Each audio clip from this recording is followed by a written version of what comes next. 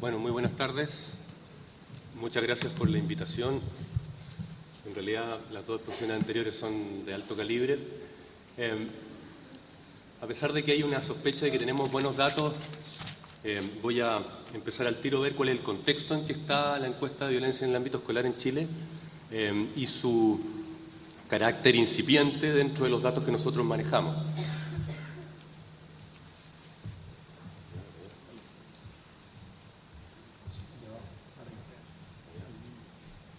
Tienes que mirar el otro botón. Ya. Nosotros tenemos un sistema de información, que más que de violencia sobre la criminalidad, están invertidas ahí las palabras, que está basado en cuatro grandes ejes, digamos.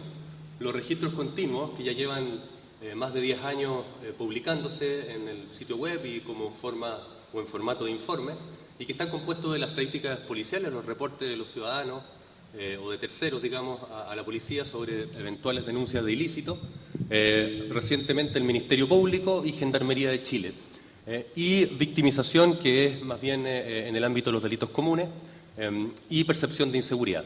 Con estos dos primeros tópicos, o dimensiones, digamos, de la información, nosotros construimos un anuario de estadísticas criminales que tiene la virtud o la gracia de ser un anuario que se presenta en forma de flujos de información, o sea, sabemos cuántos delitos se cometen cada año, más o menos, según los reportes de los ciudadanos con la victimización, sabemos cuántos de esos ingresan al sistema y cómo son procesados y cuántos terminan en el sistema carcelario y cuánto eso produce en términos de flujos de egreso. Estos son además delitos que cometen especialmente o en particular las personas jóvenes, y un dato importante, en Chile 8 de cada 10 delitos no se denuncia de este tipo, estamos hablando de robos, hurtos, lesiones.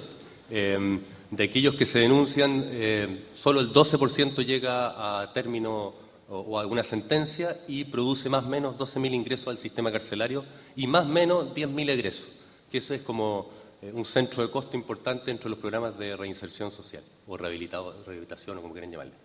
Luego tenemos, voy a ir después con el tema de la medición de las violencias, una evaluación de la labor de las policías, en particular de Carabineros de Chile, y en particular del Plan Cuadrante de Seguridad Preventiva, que es una nueva versión de la encuesta que aplicamos en varias comunas del país.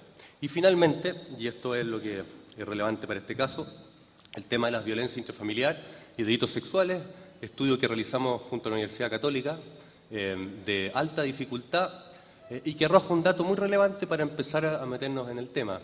El 75% de los niños declara violencia intrafamiliar, bastante superior al porcentaje de mujeres y por sobre, obviamente, el porcentaje, una nueva población que estamos analizando, que son los adultos mayores.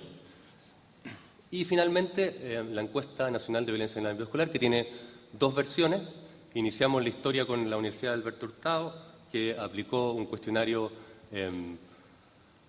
hecho en similitud al Observatorio de Bordeaux, con el modelo más bien europeo, digamos, donde se consulta sobre agresiones a nivel de lo que ocurre en el ámbito escolar, se excluye el reporte de agresiones o de delitos que pueden ocurrir fuera del hogar, o sea, fuera del ámbito escolar. Y en 2007 esa misma encuesta la realizó, para que ustedes sepan, ADIMARC. Más o menos 15.000 son las observaciones que tenemos ahí, un error menor al 1% a nivel nacional, no permite análisis regionales, esa es la particularidad. ¿Es para allá? No, me estoy yendo a otro lado. Ya. Bueno, la idea es caracterizar los objetivos de la encuesta, la magnitud y la dinámica de las agresiones, en tanto se puede recabar información sobre el tipo de agresión, el actor que la sufre o que la aplica, el lugar y la dirección de dicha agresión. La idea es producir información sobre estas agresiones declaradas tanto desde el punto de vista de la percepción, en tres situaciones distintas, digamos, desde el punto de vista de los que se declaran agredidos y de los que se declaran agresores. Se consulta a estudiantes, alumnos, digamos, se consulta a profesores y se consulta últimamente, en la última versión, a los asistentes de la educación. Y esto permite recabar información relevante para delinear acciones para prevenir y controlar violencias y actos delictivos en los establecimientos escolares. Es un autorreporte.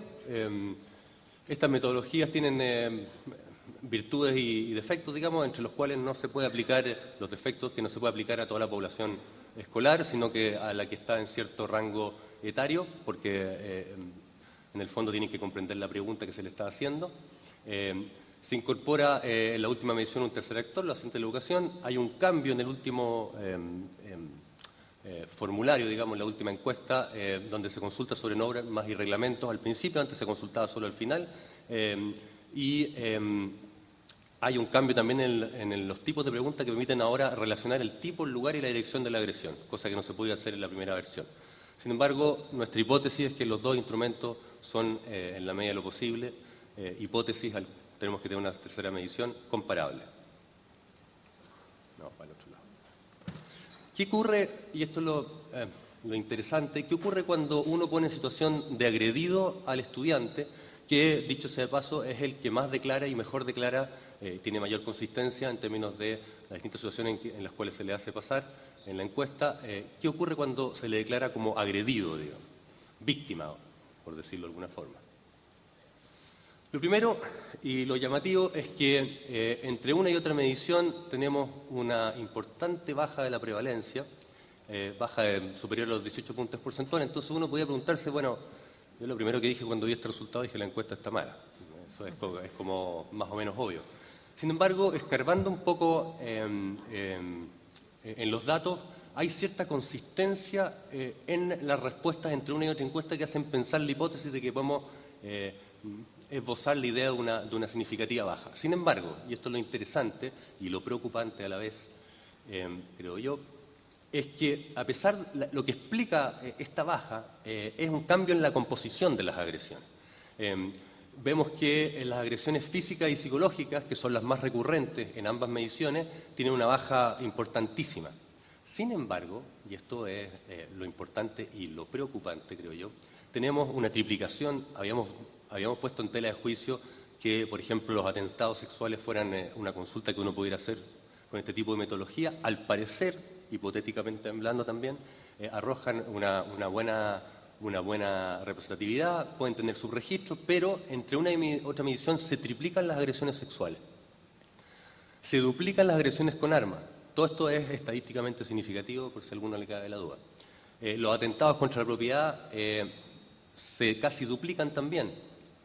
Las amenazas o hostigamiento permanente, que es la forma que nosotros tenemos de consultar la intimidación o el bullying, también sufren un importante aumento, y también la discriminación o el rechazo.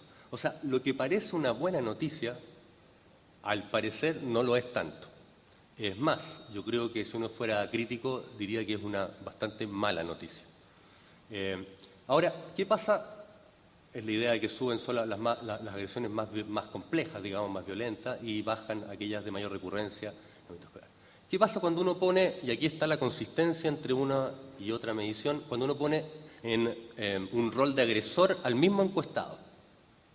Bueno, primero, también se observa o se aprecia una baja no tan significativa. Esto quiere decir que el conjunto de las personas que se declaran agresores bajó menos que aquellos que se declaran agredidos, las víctimas. Los victimarios permanecen más estables, más o menos 7 puntos porcentuales de diferencia. Y veamos cuál es la consistencia de esta baja.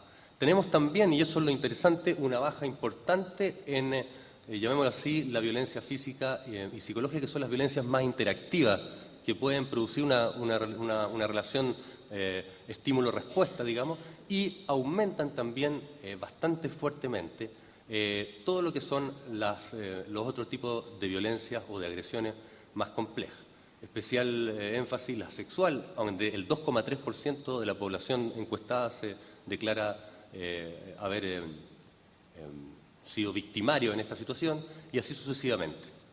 El 14,6% en el caso de la discriminación o rechazo, etc. ¿no? Hay un aumento importantísimo. Lo cual, si ustedes lo ven respecto a la situación anterior, que uno podría pensar que había un error de muestreo, un error de cuestionario, un error no muestral incluso, es bastante